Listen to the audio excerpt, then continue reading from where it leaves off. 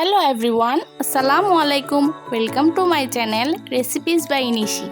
আজকে নতুন রাঁধুনি ও ব্যাচেলার ভাইদের জন্য নিয়ে আসলাম মাত্র 3টি উপকরণ দিয়ে তৈরি পারফেক্ট মাছ ভাজার রেসিপি। তাহলে চলুন দেখে আসি মাছ ভাজা তৈরি করতে যা যা লাগছে। প্রথমেই একটি বাটিতে 6 পিস কাতলা মাছ নিয়েছি। এতে দিয়ে দিচ্ছি হাফ চা চামচ লবণ, 1 চা চামচ মরিচ গুঁড়া, সাথে দিয়ে দিচ্ছি আধা চা চামচ হলুদ গুঁড়া।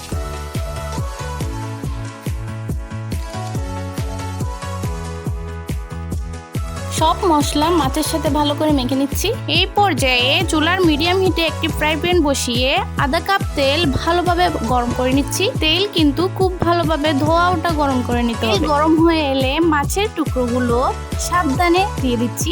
আমার রেসিপিটা যদি আপনাদের ভালো লাগে প্লিজ একটা লাইক করে দিবেন, শেয়ার করে দিবেন ফ্রেন্ডস এবং ফ্যামিলির সাথে, এবং চ্যানেলটি সাবস্ক্রাইব করে রাখবেন।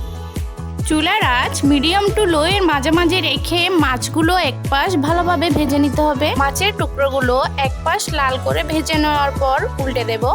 কিছুক্ষণ মাছের পিসগুলো ভেজে নেওয়ার পর মাছগুলো থেকে সুন্দর একটা স্মেল বের হবে, তখনই বুঝে যাবেন যে মাছ ভাজা হয়ে গেছে। মাছের দুই পাশ লাল করে ভেজে নেওয়ার পর সাবধানে তুলে নিচ্ছি। মাছের টুকরোগুলো প্লেটে তুলে পরিবেশন করুন গরম গরম ভাতের সাথে। মজাদার ও মুখরোচক মাছ ভাজা কিংবা ফিশ ফ্রাই।